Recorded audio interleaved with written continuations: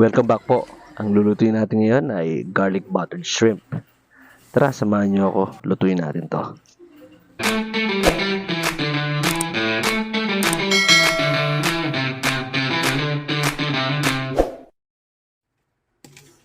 So, meron ako ditong kalahating kilong hipon or swahe. It's either naman pwede nyo gamitin. Hugasan ko lang ito at pagkatapos ay tatanggalin ko yung parang pinaka-antena niya. Pagkatapos kong tanggalin lahat ng pinaka-antena niya, ibinabad ko lang ito sa Sprite or minarinate ko ng mga 1 hour or nakadepende na sa inyo kung gaano katagal. Then, nag-prepare na ako dito ng pan, naglagay ako ng mantika. And then, lulutuin natin yung hipon ng very light lang para lumabas lang yung lasa niya dito sa pan.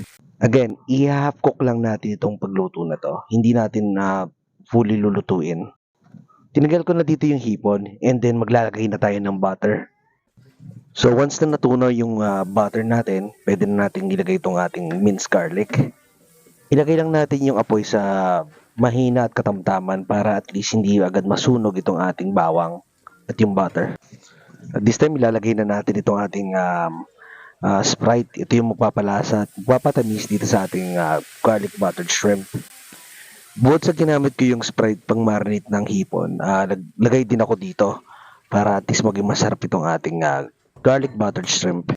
So nung kumulo na, pwede na natin ilagay itong ating mga hipon or shrimp. At syempre, haluin natin to para ma-well distribute yung sauce dito sa ating mga shrimp.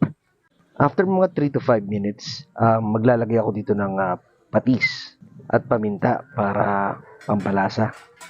So, haluin ulit natin or i-mekos-mekos natin itong ating niluluto para ma-well distribute itong ating sauce. Siyempre, hindi natin pwede hindi tikman to. Kailangan tikman natin para malaman natin kung ano pa yung kulang.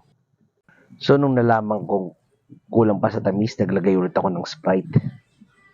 And then, hayaan lang natin siya within 3 to 5 minutes and then pwede na natin itong serve.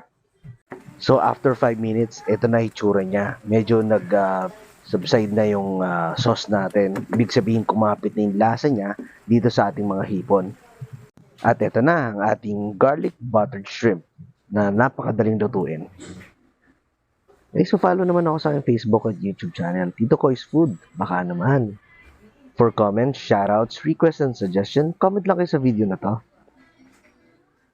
Thank you for watching and to God be the glory. Until next time, bye!